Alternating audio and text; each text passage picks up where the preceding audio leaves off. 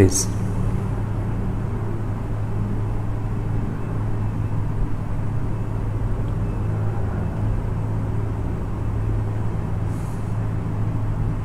Mohammad Shuvo, MD Harun, sound good. আচ্ছা, আশা করছি শুনতে পাচ্ছেন সবাই। তাহলে আমরা বিলম্ব না করে শুরু করি। আসসালামু আলাইকুম ওয়া রাহমাতুল্লাহি ওয়া বারাকাতুহু। নাহমাদুহু ওয়া নুসাল্লি আলা রাসূলিহিল কারীম। আম্মা বা'দু ফাআউযু বিল্লাহি মিনাশ শাইতানির রাজীম। বিসমিল্লাহির রাহমানির রাহিম।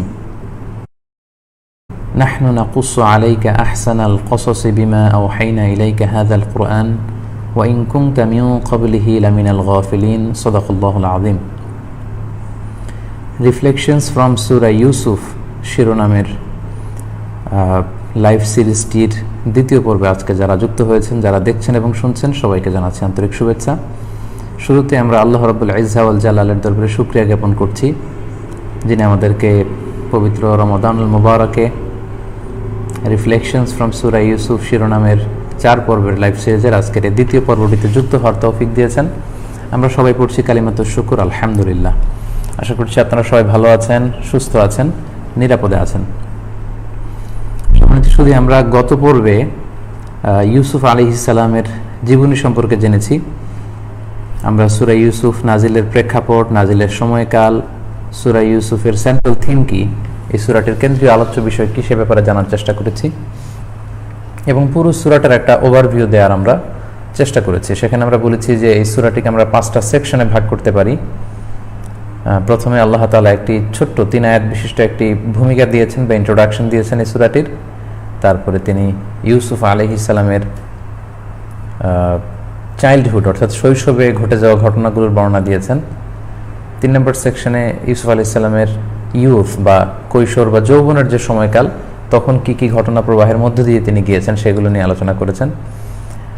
চতুর্থ সেকশনে ইউসুফ আলাইহিস সালামের অ্যাডাল্টহুড অর্থাৎ ওনার যখন পূর্ণ বয়স্ক অবস্থায় উনি পৌঁছে গিয়েছেন, তখন ওনার জীবনে কী কী ঘটেছে সেগুলো আমরা এই সূরাতে জানতে পারবো। এবং সবশেষে তিনি একটি কনক্লুশন দিয়ে এই সূরাটি শেষ করেছিলেন। এবং আমরা বলেছি যে আল্লাহ তাআলা ইরশাদ করেছেন যে নাহনু নাকুসসু আলাইকা আহসানাল কসসি বিমা আওহাইনা ইলাইকা হাযাল কুরআন ওয়া ইন কুনতা মিন ক্বাবলিহি লামিনাল গাফিলিন।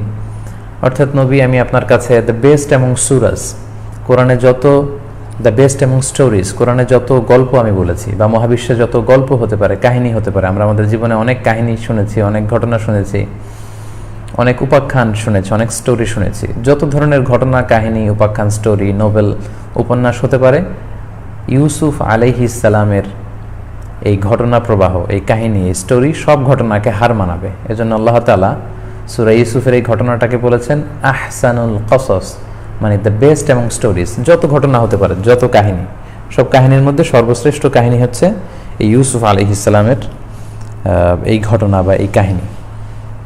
সম্মানিত সুধী, আমরা বলেছি যে আমরা মোট 4টি পর্বে বিভক্ত করেছি এই লাইভ সিরিজটির। প্রথম পর্ব আমরা গত শুক্রবারে শেষ করেছি। আজকে আমরা দ্বিতীয় পর্বে যাচ্ছি। প্রথম পর্বে আমরা বেসিক্যালি ভূমিকাটা কভার করেছিলাম এবং ইউসুফ আলাইহিস সালামের শৈশবের ঘটনাকে কভার করেছিলাম। আজকে আমরা ইউসুফ আলাইহিস সালাম ওনার যৌবনকালটা উনি কীভাবে কাটিয়েছেন এবং ওনার ইয়ুথ পিরিয়ডে, যৌবনকালে বা যৌবনের যে সময়টা, ওই সময়ে ওনার জীবনে কী কী ঘটেছিল সেটা নিয়ে আমরা আলোচনা করব। এবং আগামী পর্বে ওনার জীবনের বার্ধক্য অবস্থায় বা পূর্ণবয়স্ক অবস্থায় কী কী ঘটেছিল এবং এ সূরার যে কনক্লুশন বা উপসংহার সেটা নিয়ে আলোচনা করব। এবং সর্বশেষের পর্বে আমরা বেসিক্যালি রিফ্লেকশনস ফ্রম সূরা ইউসুফ নিয়ে কথা বলবো। কী কী রিফ্লেকশন আল্লাহ তাআলা এই সূরায় রেখেছেন, পুরো সূরাটাকে আমরা স্ক্যান করব, অ্যানালাইসিস করব, বিশ্লেষণ করে এখান থেকে আমাদের জন্য কি কি শিক্ষা রয়েছে, লেসন রয়েছে, জীবন ঘনিষ্ঠ কি কি রিমাইন্ডার রয়েছে, এগুলো আমরা জানবার চেষ্টা করব। গত পর্বে আমরা এই সূরাটির ভূমিকা নিয়ে কথা বলেছি এবং ইউসুফ আলাইহিস সালামের শৈশবের ব্যাপারে আমরা জানতে পেরেছি যে উনি একটি অদ্ভুত স্বপ্ন দেখেছিলেন এবং ওনার পিতা ইয়াকুব আলাইহিস সালাম ওনাকে নসিহত করেছিলেন যে ইউসুফ, খবরদার এই স্বপ্নের কথা কাউকে বলো না, বিশেষ করে তোমার ভাইদেরকে বলো না, তাহলে তুমি ষড়যন্ত্রের শিকার হবে, তারা তোমাকে নিয়ে চক্রান্ত করবে। এবং যেটা তিনি সাসপেক্ট করেছিলেন সেটাই হয়েছে। ইউসুফ আলাইহিস সালামের ভাইয়েরা ইউসুফ আলাইহিস সালামকে হত্যার ষড়যন্ত্র করলো বাবার কাছ থেকে ছলে বলে কৌশলে ছিনিয়ে নিয়ে কুয়াতে ফেলে দিল, মারধর করে কুয়াতে ফেলে দিল, এবং মিশরগামী একটি ক্যারাভ্যান, একটি কাফেলা কুয়া থেকে ইউসুফ আলাইসাল্লামকে নিয়ে মিশরে যেখানে দাস কেনাবেচা হয় এরকম একটি দাস কেনাবেচার বাজারে সাইয়েদনা ইউসুফ আলাইহিসসালামকে ওই ক্যারাভ্যানের লোকেরা বিক্রি করে দিল। ফলে ইউসুফ আলাইহিসসালাম এখন একজন স্বাধীন মানুষ থেকে দাসে পরিণত হলেন, এবং তাকে কিনে নিয়েছিল মিশরের গভর্নর, যাকে কোরআনে বলা হয়েছে আজিজে মিসর। আজিজে মিসর যখন ইউসুফ আলাইহিসসালামকে সেই দাস কেনাবেচার বাজার থেকে কিনে নিলেন, কিনে রয়্যাল প্যালেসে নিয়ে গেলেন।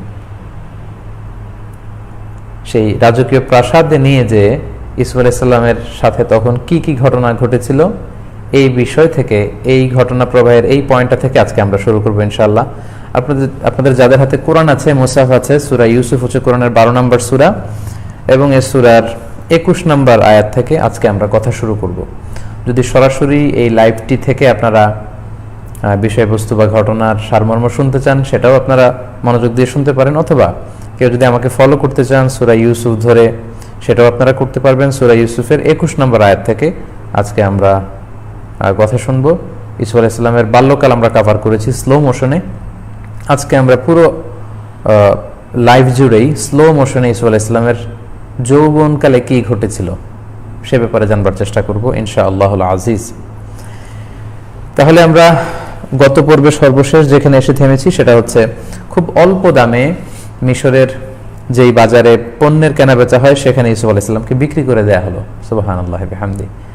নাবিউল্লাহি ফিল আরদ, যাকে আল্লাহ তাআলা নবী করে পাঠাবেন, যাকে আল্লাহ তাআলা গোটা বিশ্বের অর্ধেক সৌন্দর্য দান করেছিলেন। Half of the beauty of the world is given to Yusuf আলাইহিস সালাম, যার সাথে আল্লাহ রাসূল সাল্লাল্লাহু আলাইহি ওয়াসাল্লাম মেরাজ রজনীতে তৃতীয় আকাশে তিনি সাক্ষাৎ করেছিলেন।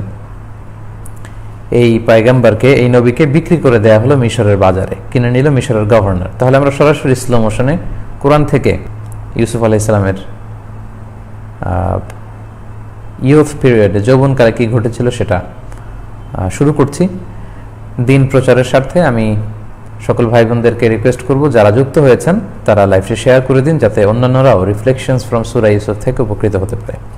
আউযু বিল্লাহি মিনাশ শাইতানির রাজিম, বিসমিল্লাহির রহমানির রহিম। وقال الذي اشتراه من مصر لامرأته أكرمي مثواه عسى أن ينفعنا أو نتخذه ولدا।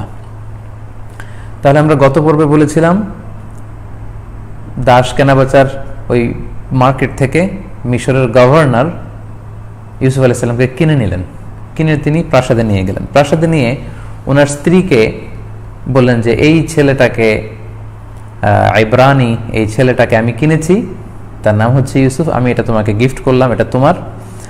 আকরিমি মাসওয়াহু, তার ভালো যত্ন নাও, তাকে সুন্দরভাবে থাকার বন্দোবস্ত করো। হতে পারে সে কোনোদিন আমাদের উপকারে আসবে, অথবা আমাদের যেহেতু সন্তান নেই, আমরা নিঃসন্তান, হেজুলাইখা, আমরা তাকে নিজেদের সন্তানের মতো বড় করতে পারি। এইভাবে কিন্তু বেসিক্যালি ইউসুফ আলাইহিস সালাম মিশরের রয়্যাল প্যালেসে ইন করলেন, এবং আজিজে মিসর, second in position in Egypt, মিশরের রাজার পরে যার স্থান, তাকে তার সাথেই এবং তার স্ত্রী জুলাইখার সাথে ওই পরিবারে, ওই রয়্যাল প্যালেসেই সাইয়েদনা ইউসুফ আলাইহিস সালামকে বড় হওয়ার, বেড়ে ওঠার একটা সুযোগ কিন্তু আল্লাহ তাআলা তিনি করে দিলেন। আমি গত পর্বে বলেছিলাম যে সংক্ষেপে যদি দ্য সেন্ট্রাল থিম অফ সূরা ইউসুফ নিয়ে আমরা বলি, তাহলে বলতে হবে এভাবে: অন্ধকূপ থেকে রাজপ্রাসাদে, দাসত্ব থেকে রাজত্বে। আল্লাহ তাআলা কিভাবে সাইয়েদনা ইউসুফ আলাইহিস সালামকে অন্ধকুয়ার প্রকোষ্ঠ থেকে তুলে এনে রাজপ্রাসাদে কিভাবে ওনাকে বেড়ে ওঠার, বড় হওয়ার সুযোগ করে দিয়েছেন, এবং কিভাবে সেখানে তিনি তার কৈশোর, যৌবন এগুলো তিনি কাটালেন, এ ব্যাপারে আমরা ধীরে ধীরে স্লো মোশনে জানবার চেষ্টা করব। তাহলে আমরা বুঝলাম এখন তিনি জুলাইখা এবং আজিজে মিসর, মিশরের গভর্নর, তাদের সাথে থাকতে শুরু করলেন রয়্যাল প্যালেসে। এবার আল্লাহ তাআলা বলছেন, ওয়াকাযালিকা মাক্কান্না লিইউসুফা ফিল আরদ, এভাবেই আমি ইউসুফকে এই পৃথিবীতে প্রতিষ্ঠিত করেছি। আমরা প্রতিষ্ঠিত হওয়ার জন্য নানা পথ খুঁজি, নানা মত খুঁজি, নানা দিকে দ্বারস্থ হই। আল্লাহ বলেন আমার দিকে দ্বারস্থ হও। আমি ইউসুফকে যেমনি প্রতিষ্ঠিত করেছি, ইউসুফের মতো যদি ঈমান, তারপর নেক আমল, ভালো কাজ তোমরা করো, তোমাদেরকেও আমি এভাবে পৃথিবীতে প্রতিষ্ঠিত করব। এভাবে আমি পৃথিবীতে ইউসুফকে প্রতিষ্ঠিত করেছি ওয়ালিনু আল্লিমাহু মিন তা'বিল হাদিস, যাতে করে আমি ইউসুফকে কথার মর্মবাণী শিক্ষা দিতে পারি, অর্থাৎ স্বপ্নের ব্যাখ্যা। আমরা গত পর্বে এও জেনেছি যে ইউসুফ আলাইহিস সালামকে আল্লাহ তাআলা স্বপ্নের ব্যাখ্যা করার যোগ্যতা দিয়েছিলেন। তিনি যে কোনো ঘটনা শুনলে, স্টোরি শুনলে কথার মর্মবাণীতে পৌঁছে যেতে পারতেন। এটার মিনিং কি, এটার গূঢ় রহস্য কি, এর নেপথ্যে কি আছে, এটার তাবিল, স্বপ্নের ব্যাখ্যা কি হতে পারে, এগুলো সব ইউসুফ আলাইহিস সালাম বলতে পারতেন। তাহলে আল্লাহ এটা ব্যবস্থা করে দিলেন। আল্লাহু গালিবুন আলা আমরি, আল্লাহ বলেন আল্লাহ হচ্ছেন তার কাজের ব্যাপারে কর্তৃত্ব পরায়ণ। ওয়ালাকিন্না আকসারান নাসি লা ইয়ালামুন, কিন্তু অনেকেই এটা জানে না যে সফলতার জন্য যে আল্লাহর দ্বারস্থ হতে হয়, তিনি যে সবকিছুর ব্যবস্থা করতে পারেন, এটা অনেকে জানে না বা বুঝে না। এরপর আল্লাহ তাআলা বললেন ওয়ালাম্মা বালাগা আশুদ্দাহু আতাইনাহু হুকমা ওয়া ইলমা।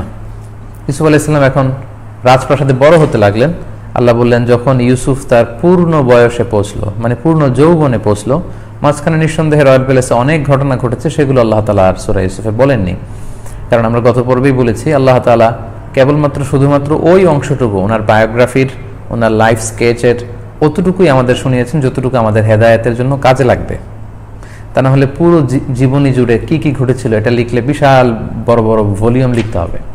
এজন্য আমরা বলেছি কোরআনের বর্ণনার একটা চমৎকার নান্দনিকতা হচ্ছে কোরআন যতটুকু প্রয়োজন হয় ঠিক ততটুকু বলে, এর চেয়ে বেশিও বলে না, কমও বলে না। আল্লাহ বললেন ইউসুফ যখন তার যৌবনে পদার্পণ করলো, আমি তাকে আতাইনাহু হুকমা ওয়া ইলমা, ইউসুফকে আমি হুকুম দিলাম, ইলম দিলাম। হুকুম মানে হচ্ছে ফায়সালা করার যোগ্যতা, সলিউশন দেওয়ার যোগ্যতা, প্রবলেম সলভিং করার ক্যাপাসিটি। ইউসুফ আলাইহিস সালামকে আল্লাহ তাআলা এটা দিয়েছিলেন। আর কি দিয়েছেন? ওয়া ইলমা, এবং তিনি ইউসুফ আলাইহিস সালামকে জ্ঞান দিয়েছেন। তাহলে হুকুম দিয়েছেন, জ্ঞান দিয়েছেন। হুকুম মানে হচ্ছে ফায়সালা করার যোগ্যতা, আর ইলমা মানে হচ্ছে জ্ঞান। এই হুকুম আর ইলম দুইটা যখন একসাথে হয়ে আসে কোরআনে, এর দ্বারা অনেক মুফাসসিরিন ইকরাম নবুয়তকে বুঝিয়েছেন। অর্থাৎ ইউসুফ যখন তার যৌবনের পূর্ণতায় পৌঁছলো, আমি তাকে হুকুম আর ইলম দিলাম, মানে তাকে আমি নবুয়ত দিলাম, আমি তাকে অফিশিয়ালি নবী হিসেবে তাকে আমি অ্যাসাইন করলাম।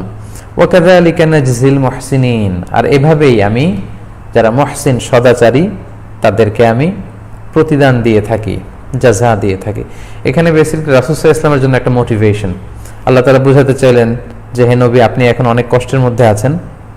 কারণ আমরা বলেছি এই সূরাটি মক্কার একেবারে শেষ দিকে নাজিল হয়েছে, রাসূল সাল্লাল্লাহু আলাইহি ওয়াসাল্লামের মাক্কি জীবনের একেবারে লাস্ট 11th আওয়ারে নাজিল হয়েছে, লাস্ট পিরিয়ডে। তখন রাসূল সাল্লাল্লাহু আলাইহি ওয়াসাল্লামের পলিটিক্যাল শেল্টার যিনি দিতেন, চাচা ইন্তেকাল করেছেন, ফিনান্সিয়াল সাপোর্ট যিনি দিতেন, স্ত্রী ইন্তেকাল করেছেন, তায়েফে যে তিনি প্রত্যাখ্যাত হয়েছেন, এবং ওনাকে সাপোর্ট দেওয়ার মতো কেউ ছিল না।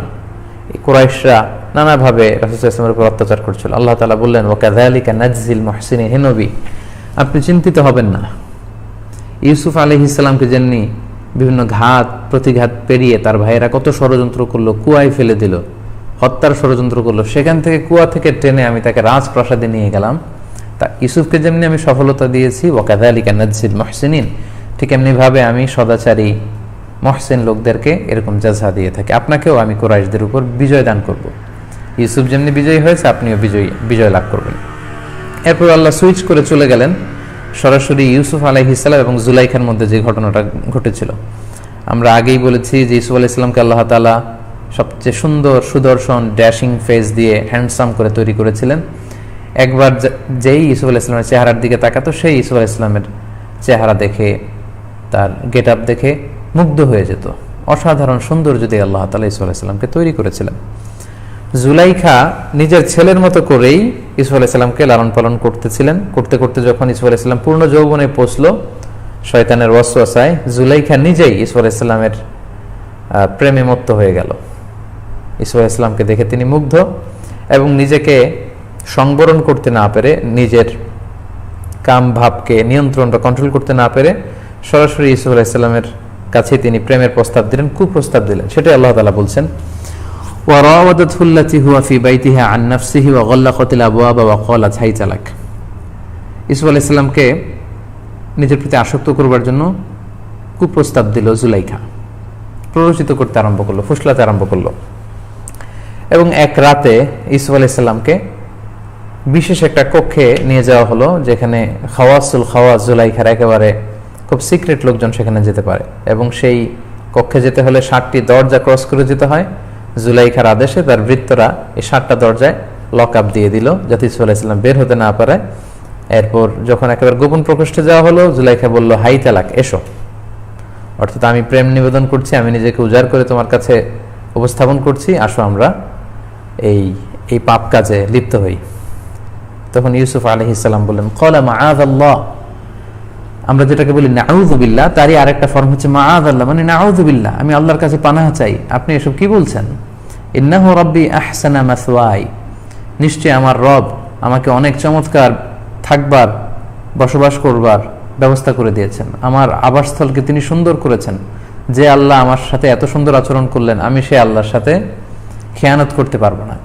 এখানে রব্বি দ্বারা আল্লাহর অর্থও যেমনি নেওয়া যায়, আবার যেহেতু আজিজে মিসর, মিশরের গভর্নর ইউসুফ আলাইহিস সালামকে কিনেছিলেন, আজিজে মিশরের অর্থও নেওয়া যায়। অর্থাৎ আপনার স্বামী তিনি এত আস্থাভাজন মনে করে আমাকে আপনাদের ঘরে রেখেছেন বা রয়্যাল প্যালেসে রেখেছেন, আমি কি করে এই খেয়ানত করি? এটা আমার পক্ষে সম্ভব না। নাউযু বিল্লাহ, ইন্নাহু লা ইউফলিহুল যালিমুন, সীমা লঙ্ঘনকারীরা, জালিমরা কখনো সফল হয় না। কিন্তু জুলাইখা নাছোড় বান্দা, তিনি সহজে ছেড়ে দেওয়ার পাত্রী নন। ওয়ালাকাদ হাম্মাত বিহা, আল্লাহ বলছেন জুলাইখা ইউসুফ আলাইহিস সালামের প্রতি মারাত্মকভাবে আসক্ত হয়ে পড়ল। ও হাম্মা বিহা, এবং ইউসুফ আলাইহিস সালামও আসক্ত হয়ে পড়তেন, লাউলা আর রাআ বুরহানা রাব্বি, যদি না তিনি আল্লাহ তাআলার পক্ষ থেকে বিশেষ নিদর্শন না দেখতেন। তাফসিরে এসেছে, জুলাইখা যখন জোরাজুরি করছিল, ঠিক ওই মুহূর্তে আল্লাহ তাআলা ইয়াকুব আলাইহিস সালাম, অর্থাৎ ইউসুফ আলাইহিস সালামের পিতার চেহারাটা ইউসুফ আলাইহিস সালামের চোখের সামনে তুলে ধরলেন। ফলে ইউসুফ আলাইহিস সালাম যখন ওনার বাবা ইয়াকুবকে দেখলেন, তিনি আরো সচেতন হয়ে উঠলেন, আরো সাবধান হয়ে উঠলেন যে আমার বাবা তো আজীবন আমাকে চরিত্র হেফাজতের উপদেশ দিয়েছে, সৎ পথে থাকবার কথা বলেছে, আল্লাহকে ভয়ের শিক্ষা আমি আমার পিতার কাছ থেকে পেয়েছি, আমার পক্ষে এই জাতীয় পাপ কাজে সাড়া দেয়া সম্ভব না। ফলে ইউসুফ আলাইহিস সালাম চেহারা ফিরিয়ে নিলেন, নিজেকে হেফাজত করলেন। কাযালিকা লিনাসরিফা আনহু সুআ ওয়াল ফাহশা, আল্লাহ বললেন এভাবেই আমি ইউসুফের থেকে মন্দ খারাপ দিকগুলো এবং অশ্লীল দিকগুলোকে সরিয়ে নিয়েছি, ইউসুফকে আমি বাঁচিয়ে দিয়েছি। কারণ ইন্নাহু মিন ইবাদিনাল মুখলাসিন, ইউসুফ ছিল আমার খুবই একনিষ্ঠ বান্দাদের অন্তর্ভুক্ত।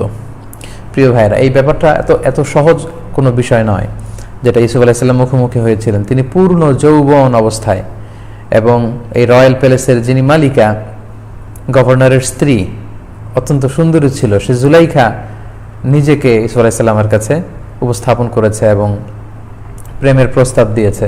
কিন্তু ইউসুফ আলাইহিস সালাম সেই যৌবনের ওই সময়টাতে শুধুমাত্র কেবলমাত্র আল্লাহ তাআলার ভয়ে এই কুপ্রস্তাবকে তিনি প্রত্যাখ্যান করেছেন। সেদিন ইউসুফ আলাইহিস সালাম এবার উপায়ন্তর না দেখে কি করবেন বুঝতে পারছিলেন না। জিবরিল আলাইহিস সালাম এসে বললেন, ইলা নাহিয়াতিল বাব, আপনি দরজার দিকে দৌড়ান। ইউসুফ আলাইহিস সালাম বললেন, দরজা তো লক করা, আমি ঢোকার সময় লক করে দেওয়া হয়েছিল। জিবরিল বললেন, আপনি দরজার দিকে দৌড়ান। ইউসুফ আলাইহিস সালাম দরজার দিকে দৌড় শুরু করলেন। জুলাইখাও ইউসুফ আলাইহিস সালামকে ধরবার জন্য পেছন থেকে দৌড়াতে শুরু করলো। ওয়াস্তাবাকাল বাব, উভয়ই দরজার দিকে দৌড়াতে শুরু করলো। মানে কোরআনের বর্ণনা শৈলী বা নান্দনিকতা আপনারা বুঝতে পারবেন যদি এটার শব্দ চয়ন, ফ্রেজগুলো, বাক্যের দিকে খেয়াল করেন। কোরআন বলছে ওয়াস্তাবাকা আল বাব, মানে ইউসুফও দৌড়াচ্ছে। খুব সংক্ষেপে ছোট ছোট বাক্য দিয়ে ঘটনাটা তুলে ধরা হয়েছে। ইউসুফও দৌড় দিল, জুলাইখাও দৌড় দিল। দেখেন দুইজনই দৌড়াচ্ছে, একজন দৌড়াচ্ছে ইমান বাঁচানোর জন্য, আরেকজন দৌড়াচ্ছে ইমান হারাবার জন্য বা অশ্লীলতা প্রচারের জন্য।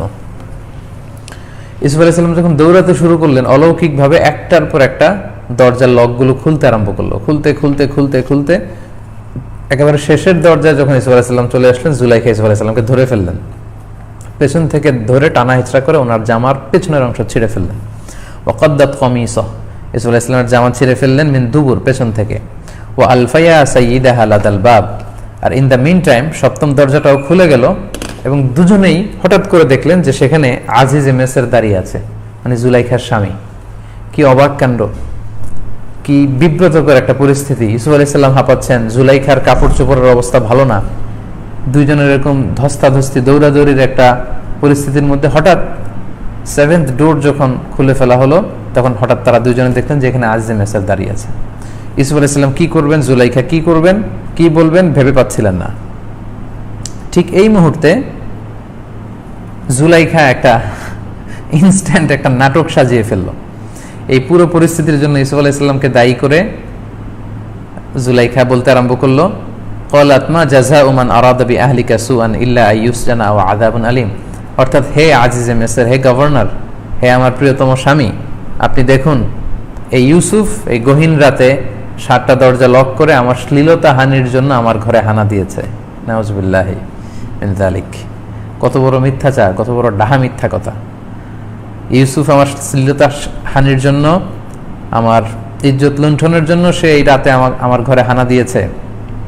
আপনি বলেন, যাকে আমরা এইভাবে মানুষ করলাম, সে আমার শ্লীলতা হানি করতে আসলো, তার কি শাস্তি হতে পারে? হয় তাকে আপনি জেলে ভরবেন, না হয় এমন কঠিন শাস্তি দেবেন যাতে অন্যরা দেখেও তাদের অন্তরাত্মা কেঁপে ওঠে। ইউসুফ আলাইহিস সালাম তো অবাক হলেন যে যেখানে জুলাইখা ইউসুফ আলাইহিস সালামের সাথে এই কুপ্রস্তাব প্ররোচনা দিয়েছিল, সেখানে জুলাইখা নিজে সেখানে সাধু সাজে শব্দ ইউসুফ আলাইহিস সালামের ঘাড়ে চাপিয়ে দিল। ক্বালা হিয়া রাওয়াদাতনি আন নাফসি। ইউসুফ আলাইহিস সালাম বললেন, আমি নির্দোষ, বরং জুলাইখা আমাকে এই কুপ্রস্তাব বা এই প্ররোচনা তার প্রতি আসক্ত করার চেষ্টা করেছে। আজিজ মিসর বললেন, ইউসুফ, তোমার পক্ষে কোনো সাক্ষী আছে? ইউসুফ আলাইহিস সালাম বললেন, না, সাক্ষী নেই। জুলাইখাকে বললেন, তোমার সাক্ষী আছে? আছে। কে? তার একজন সহচর, যা সবসময় থাকে। সেই সহচরকে জিজ্ঞেস করা হলো, সহচর তাই বলল যেটা জুলাইখা বলল, অর্থাৎ হ্যাঁ, এখানে ইউসুফ দোষী, ইউসুফ গভীর রাতে এরকম করেছে। এখন ইউসুফ আলাইহিস সালামকে কঠিন শাস্তি দেওয়া হবে। ইউসুফ আলাইহিস সালামের কাছে কোনো উইটনেস নাই, সাক্ষী নেই, কি করবেন তিনি? তখন আল্লাহ তাআলার মেহেরবানিতে জুলাইখার এক আত্মীয় সে সাক্ষ্য দিল। এখানে 2টা মত এসেছে। এক হচ্ছে প্রাপ্তবয়স্ক একজন লোক সাক্ষ্য দিল, সে বিচার কার্যে খুব পাকা ছিল। আরেকটা বর্ণনা এসছে যে একটা দুগ্ধপোষ্য শিশু যে বেড়াতে এসেছিল তার মায়ের সাথে, জুলাইখার আত্মীয় হয়। ছোট্ট এই বাচ্চার মুখে আল্লাহ বাক শক্তি দিয়ে দিলেন। এই ছোট্ট বাচ্চা তখন সাক্ষী দিবে। ইউসুফ আলাইহিস সালাম বললেন, সে হচ্ছে আমার সাক্ষী। জিবরাইল আলাইহিস সালাম এসে বললেন, ইউসুফ, আপনি বলেন যে এই ছোট্ট মেয়েটি আপনার সাক্ষী। আজিজ মিসর বললে, ছোট্ট মেয়ে আবার সাক্ষী দিবে কি করে? তখন আল্লাহ তাআলার আদেশে ওয়া শাহিদা শাহিদুম মিন আহলিহা, এই দুগ্ধপোষ্য ছোট্ট বাচ্চাটি বড়দের মতো কথা বলতে শুরু করলো। সে কিভাবে সাক্ষী দিল? কে অপরাধী? জুলাইখা অপরাধী নাকি ইউসুফ অপরাধী? ছোট্ট দুগ্ধপোষ্য বাচ্চাটি সাক্ষ্য দিল, ইন কানা কমিসুহু কুদ্দা মিন কুবুলিন ফাসাদাকাত ওয়া হুয়া মিনাল কাযিবিন। এর মানে হচ্ছে এখানে কে অপরাধী এটাকে এভাবে খুঁজে বের করা যাবে। আপনি ইউসুফের জামা চেক করেন, ইউসুফের জামার সামনের অংশ যদি ছেঁড়া থাকে তাহলে জুলাইখা সত্যবাদী, ইউসুফ মিথ্যাবাদী। ওয়া ইন কানা কমিসুহু কুদ্দা মিন দুবুরিন ফাকাযাবাত ওয়া হুয়া মিনাস সাদিকিন। আর যদি ইউসুফের জামার পেছন দিক দিয়ে ছেঁড়া থাকে তাহলে জুলাইখা দোষী, ইউসুফ সত্যবাদী। সুবহানাল্লাহ, কত চমৎকার কোরআনিক পদ্ধতি অপরাধীদেরকে আইডেন্টিফাই করার জন্য। সবচেয়ে মজার ব্যাপার হচ্ছে জুলাইখার জামা কাপড়ে কোনো ছেঁড়া পড়া কিছুই ছিল না। সাইয়েদনা ইউসুফ আলাইহিস সালাম যদি জুলাইখার শ্লীলতাহানির জন্য ঘরে প্রবেশ করতেন তাহলে নিঃসন্দেহে জুলাইখার জামা কাপড় ছিঁড়ে যাওয়াটাই ছিল স্বাভাবিক, জোরাজুরির কারণে, ধস্তাধস্তির কারণে। কিন্তু সেক্ষেত্রে জুলাইখার গায়ে কোনো স্পট নেই, জামায় কোনো ছেঁড়া তো নেই, বরং ইউসুফ আলাইহিস সালামের জামা ছেঁড়া, তাও পেছন দিয়ে। এই সাক্ষী যখন এই সাক্ষ্য দিল, রাত সাক্ষী, তখন আজিজ মিসর দেখতে আরম্ভ করলো।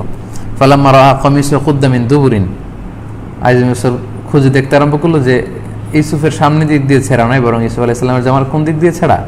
পেছন দিয়ে ছেঁড়া। কারণ ইউসুফ আলাইহিস সালাম ঈমান বাঁচানোর জন্য, চরিত্র হেফাজতের জন্য দৌড়াচ্ছিলেন এবং জুলাইখা পেছন থেকে ধাওয়া করে, জোরাজোরি করে জামার পেছন থেকে টেনে ধরে ইউসুফ আলাইহিস সালামের জামা ছিঁড়ে ফেলেছিলেন। যখন আজিজ মিসর দেখলেন যে পেছন থেকে ছেঁড়া, ক্বালা ইন্নাহু মিন কাইদিকুন, তিনি বললেন, হায় রে জুলাইখা, নিজে পাপ করে এটা আরেকজনের উপর চাপাতে চাচ্ছ, এটা তোমাদের চক্রান্ত। ইন্না কাইদাকুন্না আযীম, আর তোমাদের নারী জাতির চক্রান্ত ছলনা বড় ভয়ঙ্কর। কোরআনে তাহলে এই যে নারী জাতিদের চক্রান্তের কথা বলা হয়েছে, এই আয়াত দেখে আবার এটাকে জেনারেলাইজ করার সুযোগ নেই, মানে সব নারীরাই যে ছলনাময়ী, চক্রান্ত করে, ছলচাতুরের আশ্রয় নেয়, সেটা নয়। নারীদের মধ্যে অনেক ভালো নারীরা আছেন, সজ্জন নারীরা আছেন। এক্ষেত্রে যারা ছলনা, ছলচাতুরির আশ্রয় নেয়, ওই সমস্ত নারীদেরকে উদ্দেশ্য করে আল্লাহ বলেছেন যে নারীদের মধ্যে একটা শ্রেণী আছে যারা এই ধরনের চক্রান্ত, পুরুষদেরকে ফাঁসানোর জন্য তাদের এই কাজে তারা খুব এক্সপার্ট। ইন্না কাইদাকুন্না আযীম, তাদের এই ষড়যন্ত্রটা খুব ভয়ঙ্কর। এটা ওই সমস্ত নারীদেরকে বোঝানো হয়েছে যারা এই সমস্ত ছলচাতুরির আশ্রয় নেয়। তাহলে কোরআনের এই খুব খুবই প্রিসাইজ বর্ণনা থেকে আপনারা বুঝতে পারলেন যে ইউসুফ আলাইহিস সালাম নির্দোষ প্রমাণিত হলো, জুলাইখার যে অপরাধী এটা প্রমাণিত হলো। এবার আজিজে মিসর বললেন, ইউসুফ আরিদ আন হাদা ওয়াস্তাগফির লিযামবিক, ইউসুফ ইগনোর দ্য ইস্যু, তুমি ব্যাপারটাকে ভুলে যাও, ইগনোর করো। আর জুলাইখাকে বললেন, তুমি অপরাধী, যেটা আমি কখনো তোমার কাছে কল্পনা করিনি, আমার স্ত্রী হয়ে তুমি এই কাজ করেছো, তুমি তোমার পাপের জন্য অনুতপ্ত হও, ক্ষমা চাও। ইন্নাকি কুনতি মিনাল খাতিন, কারণ তুমি ভুল করেছো, পাপ তুমি করেছো, ইউসুফ পাপ করেনি। তাহলে ইউসুফ আলাইহিস সালামের যৌবনকালের ঘটনার একটা স্লট গেল। দেখেন, একটা নারী নিজেকে একজন পুরুষের সামনে দরজা বন্ধ করে হয়তো জামা কাপড় গা থেকে সরিয়ে নিজেকে উপস্থাপন করবে, তারপর তাদের মধ্যে এরকম একটা ঘটনা ঘটবে। এই ধরনের যৌনতা সংক্রান্ত ঘটনাগুলোকে কোরআন কতটা সুন্দর, কতটা ডিসেন্ট ওয়েতে বর্ণনা করেছেন। আপনি কোরআনের বাক্যগুলো যদি দেখেন তাহলে জাস্ট স্পেসিফিক যেটা ঘটেছিল সেটার ঘটনা প্রবাহ একটার পর একটা বলে পুরো বিষয়টা কিন্তু আল্লাহ তাআলা আমাদের সামনে তুলে ধরেছেন। এই পর্যায়ে যেটা ঘটলো, এই ঘটনা পুরো শহরের মধ্যে মানে টক অফ দ্য সিটি হয়ে গেল, যে আজিজে মিসরের স্ত্রী তার নিজের ভৃত্য ইউসুফের প্রেমে মাতোয়ারা। কানাঘুষা শুরু হয়ে গেল শহরে। এবার ওই কানাঘুষার, মিশরের অন্যান্য নারীরা যে কানাঘুষা শুরু করলো সেই ঘটনার দিকে আমরা যাচ্ছি। ওয়াকালা নিসওয়াতুন ফিল মাদিনাতি ইমরাতুল আজিজি তুরাবিদু ফাতাহা আন নাফসি। কানাঘুষা শুরু হলো যে নারীদের মধ্যে, অনেকের মধ্যে এই ব্যাপারটা থাকে যে একটা ঘটনা তারা যদি পেয়ে যান, তারা আস্তে করে আরেকজনের কাছে পাস করেন, সেটা আরেকজনের কাছে, এভাবে পুরো শহরে ছড়িয়ে যায়। তাদের অনেকে এরকম কানাঘুষা শুরু করলো যে, শুনেছ জুলাইখা তো নাকি নিজের ভৃত্য দাসের প্রেমে মাতোয়ারা, কত শাগাফাহা হুব্বা, সে ইউসুফের প্রেমে উন্মাদ হয়ে গিয়েছে। ইন্নালা নারাহা ফি দালালিন মুবিন, আমরা তাকে নিঃসন্দেহে ভ্রান্ত মনে করি, সে অত্যন্ত বড় ভুল করেছে। ফালাম্মা সামিআত বিমাকরিহিন আরসালাত ইলাইহিন, এবার জুলাইখা যখন এই কথা শুনলো তখন মনে মনে ভাবলো, কেন যে আমি ইউসুফের প্রেমে পড়েছি, দাঁড়াও এটা তোমাদেরকে বুঝিয়ে ছাড়বো। সে তার এক বাণীবাহককে সবার কাছে পাঠালো ইনভিটেশন দিয়ে, যে সবাই তোমরা আমাদের বাসায় আসো, রয়্যাল প্যালেসে তোমাদেরকে ইনভিটেশন, নৈশভোজের, এখানে আমি দেখাবো কেন আমি ইউসুফের প্রেমে মত্ত হয়েছে। সবাইকে ইনভিটেশন করা হলো, সবাই আসলো। ওয়া আ'তাদাত লাহুন্না মুত্তাকা, সবাইকে বসার জন্য সোফা সেট দেয়া হলো, সোফায় তারা আরাম কাদারাতে বসলো। ওয়া আতাত কুল্লা ওয়াহিদাতিন মিনহুন্না সিক্কিনান, প্রত্যেককে ফল কাটার জন্য একটা করে ছুরি দেয়া হলো। ওয়া ক্বালাত ইখরুজ আলাইহিন, সবাই মিশরের রমণীরা গোল হয়ে বসেছে, হাতে একটা করে ছুরি আর একটা করে ফল, অনেক বর্ণায় এসেছে পর্তুগাল, যেটাকে আমরা মালটা বলি, এই টাইপের ফল, এবং তাদেরকে বললো আপনারা ফল কাটা শুরু করেন। যখন ফল কাটা শুরু করা হলো তখন হঠাৎ জুলাইখা বলল, উখরুজ আলাইহিন, ইউসুফ আসো, এদের সামনে আসো। ইন দ্য মিন টাইম হঠাৎ করে ইউসুফ আলাইহিস সালাম মিশরের নারীদের সামনে আসলেন। ফালাম্মা রাআইনাহু আকবারনাহু ওয়া কাত্তা'না আইদিয়াহুন, তারা যখন ইউসুফ আলাইহিস সালামের দিকে তাকালো তারা অবাক হয়ে গেল, তাদের চোখ ছানা বড়া, যে এত সুন্দর মানুষ হতে পারে,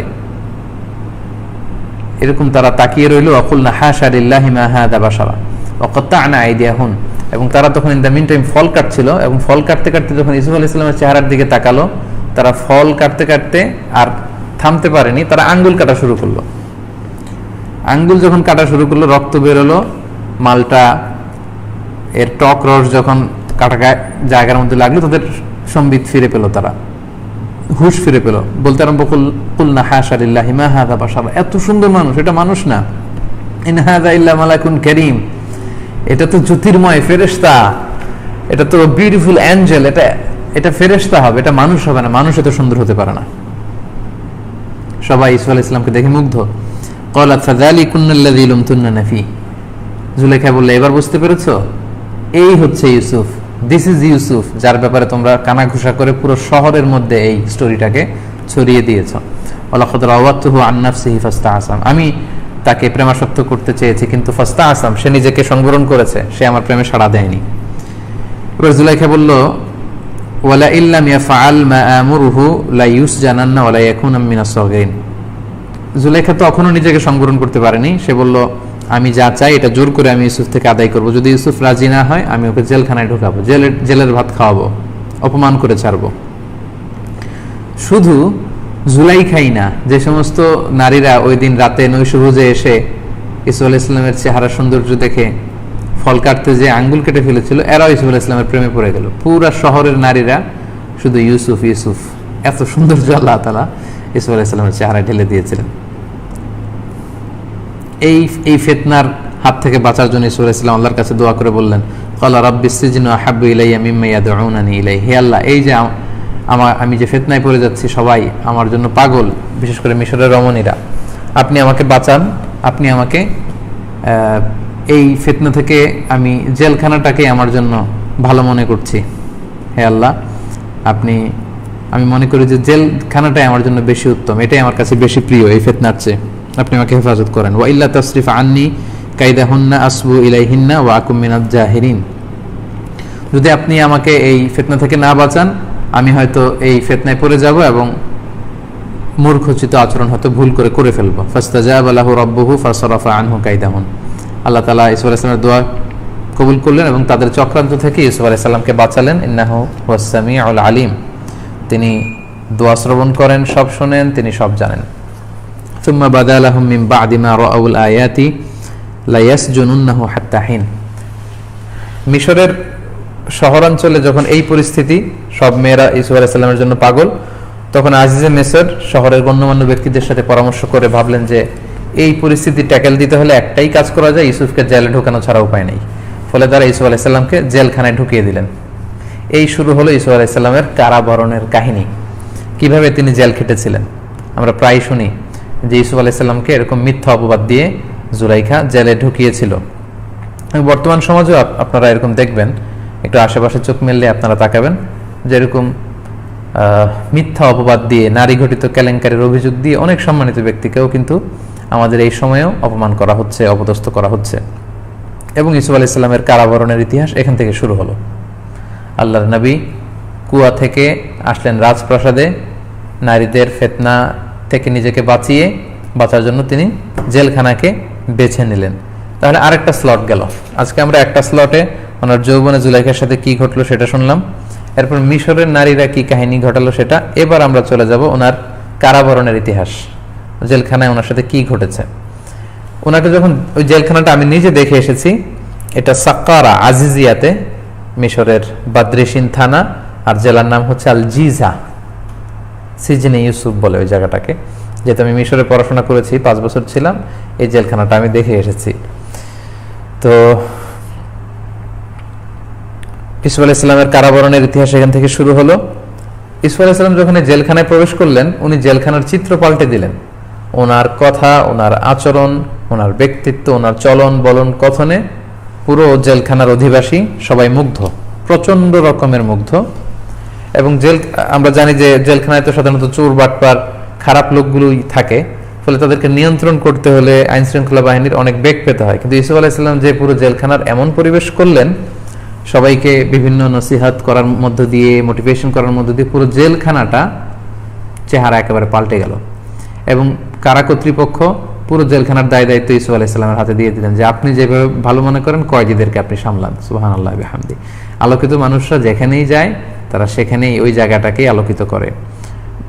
মানে it's not a big deal যে আপনি কোথায় দাওয়াতি কাজ করবেন। আপনার দাওয়াতি কাজের রাস্তা একটা ক্লোজ হয়ে গেলে আল্লাহ তাআলা আরেকটা উন্মোচন করবেন, সেটা ক্লোজ হলে আরেকটা উন্মোচন করবেন। এভাবে রাস্তা শুধু উন্মুক্ত হতেই থাকবে। পুরো গোটা বিশ্বটাই হচ্ছে আমাদের দাওয়াতি এরিয়া।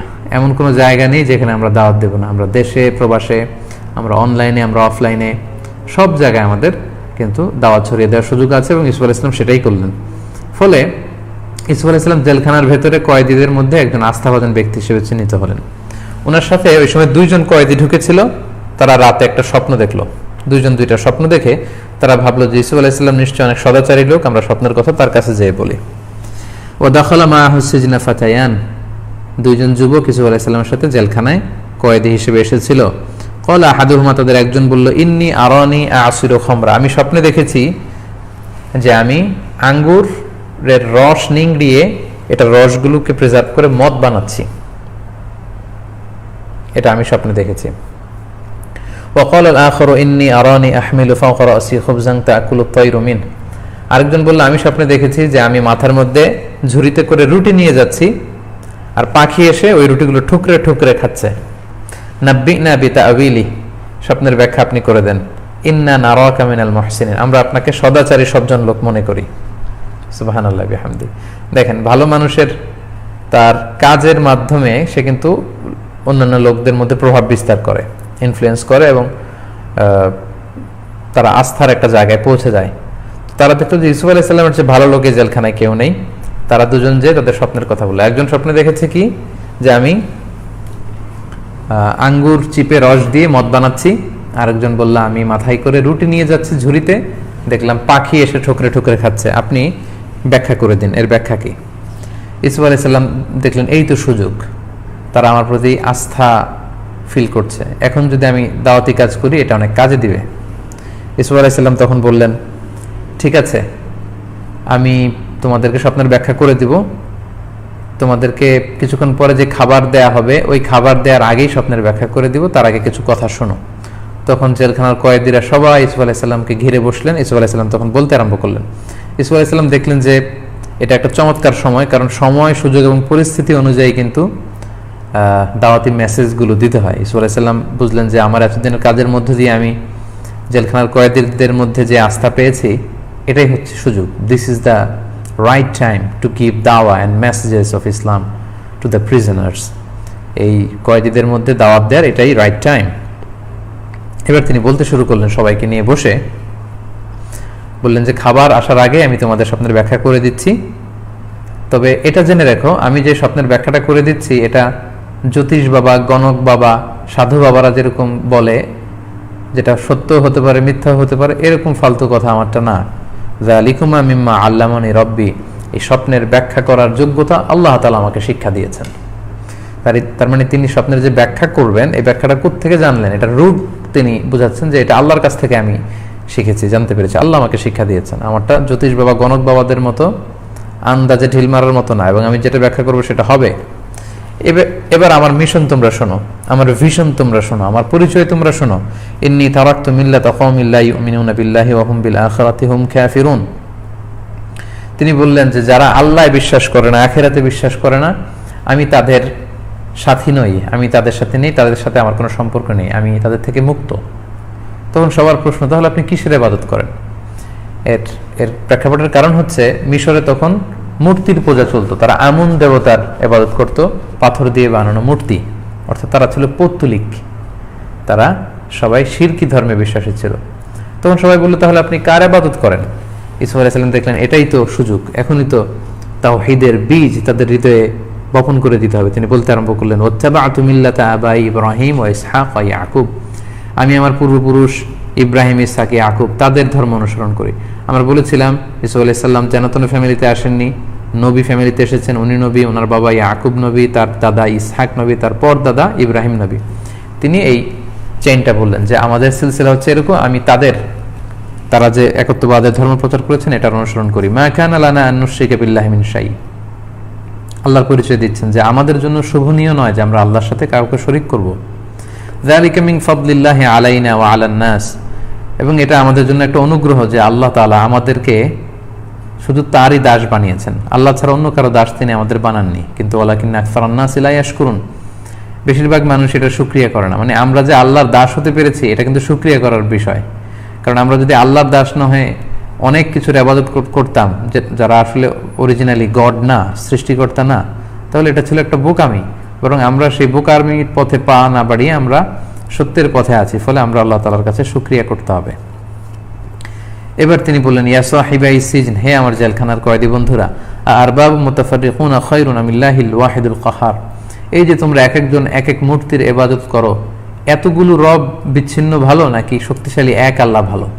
তাদের মাথার মধ্যে ইন্টেলেকচুয়াল রেশনালি তিনি এবার প্রশ্ন করছেন, তাদের বিবেকের দুয়ারে আঘাত হানছেন, তাদের ঘুমন্ত বিবেককে একটু টেনে জাগিয়ে তোলার চেষ্টা করছেন। তিনি বলছেন বিচ্ছিন্ন বিচ্ছিন্ন অনেক রব ভালো না এক রব ভালো বলো তো? কারণ রব যদি অনেক হয় তাহলে সবাইকে সন্তুষ্ট করতে হবে, আমার বেগ পেতে হবে বেশি। রব যদি অনেক হয় তাহলে এক একজনের এক এক নিয়ম, সবগুলো আমাকে মানতে হবে, এক একজনের এক এক চাহিদা, অনেকগুলো মানতে হবে। একাধিক রব ভালো না একজন রব ভালো? আমি যদি 10 জনের আন্ডারে কর্মচারী হয় তাহলে 10 জনের কাজ করতে হবে, আর আমার মালিক যদি একজন হয় তাহলে তার যে অর্ডার সেটা পালন করলে হয়ে যাচ্ছে। এইভাবে তিনি যুক্তির আলোকে বোঝাতে চাইলেন। এবার তিনি সমালোচনা করলেন যে তোমরা যে পৌত্তলিকতা করো মা তা'বুদুনা মিন দুনিহি ইল্লা আসমাআন সাম্মাইতুমুহা আনতুম ওয়া আবাউকুম, তোমরা যে মূর্তির পূজা করো এই মূর্তিগুলোর যে তোমরা নাম দিয়েছো, লাত, মানাত, উজ্জা, এই যে আমুন খোদা তোমরা বলো, এইগুলো তোমরাই নাম দিয়েছো, এগুলো আসলে রবের নাম নয়, তোমরা তোমাদের পিতৃপুরুষরা এগুলোর নামকরণ করেছো। মা আনজালাল্লাহু বিহা মিন সুলতান, এর পক্ষে আল্লাহ তাআলা কোনো দলিল নাজিল করেননি, এর পক্ষে কোনো এভিডেন্স নেই এটা সত্যতার ব্যাপারে। ইনিল হুকমু ইল্লা লিল্লাহ, বরং শরীয়ত হবে, বিধান হবে, আইন হবে আল্লাহর দেয়া আইন অনুযায়ী, আল্লাহই এই হুকুম পরিচালনা করেন। আমারা আল্লাহ তা'বুদু ইল্লা ইয়্যা, আর তার প্রথম আইন হচ্ছে কি, ফার্স্ট এন্ড ফরমোস্ট হচ্ছে আল্লাহ ছাড়া কারো ইবাদত করা যাবে না। তার মানে তাওহীদ কি আর শিরক কি, এই দুইটার মধ্যে পার্থক্য কি তিনি খুব সংক্ষেপে কিন্তু জেলখানার কয়েদিদের মধ্যে মেসেজ দিয়ে দিলেন অলরেডি। যালিকা দ্বীনুল কাইয়্যিম, এটাই হচ্ছে শাশ্বত ধর্ম, ওয়ালাকিন্না আকসারান নাসি লা ইয়ালামুন, বেশিরভাগ মানুষই জানে না। এবার সবাই যখন আস্থা ফিরে পেল, তাদের অনেকে ঈমানের ঘোষণা দিতে শুরু করলো, এবং যে দুজন স্বপ্নের ব্যাখ্যা জানতে চেয়েছিল তারাও ঈমানের ঘোষণা দিচ্ছে, তখন তিনি স্বপ্নের ব্যাখ্যা করে দিলেন। বললেন, ইয়া সাহিবা ইসজিনি আম্মা আহাদুকুমা ফায়াসকি রাব্বাহু খামরা ওয়া আম্মাল আখারু ফায়ুসলাবু ফাতাআকুলু আত-তায়রু মির রাসি কুদিয়াল আমরুল্লাযী ফিহি তাস্তাফতিয়ান। এবার তোমাদের স্বপ্নের ব্যাখ্যা শোনো। যে স্বপ্নে দেখেছো আঙ্গুরের রস বের করে মদ বানাচ্ছ, সে কিছুদিনের মধ্যে জেলখানা থেকে মুক্তি পাবে, এবং রাজা তাকে তার আগের চাকরিতে বলবৎ রাখবে। তার চাকরি ছিল, সে মদ প্রস্তুত করার যে কোম্পানি এটার প্রধান ছিল, সে রাজাকে সাকিল মালিক, শরাব খাওয়াতো। ইসা আলাইহিস সালাম বললেন, তুমি মুক্তি পাবে এবং তুমি আগের পদে বহাল থাকবে। আর যে দেখেছো মাথায় রুটির ঝুড়ি নিয়ে যাচ্ছ, পাখি ঠোকরে খাচ্ছে, তাকে শুলে চড়ানো হবে, তার মৃত্যুদণ্ডাদেশ দেয়া হবে। এটার কারণ কি, ব্যাকগ্রাউন্ড, এগুলো অনেক লম্বা ঘটনা, যেগুলো আমাদের কোরআন সুন্নাতে নেই, বাইবেলে, তালমুদে, জিউস অ্যান্ড খ্রিস্টিয়ান ট্রেডিশনে আছে। আমরা খুব প্রয়োজন না হলে সেই সমস্ত রেফারেন্সগুলো খুব একটা বর্ণনা করি না, আমরা কোরআনের যে ধারাবাহিকতা সেটাই বর্ণনা করছি। এবং আমি যেই ব্যাখ্যা করে দিলাম এটাই হবে, এবং তাই ঘটল।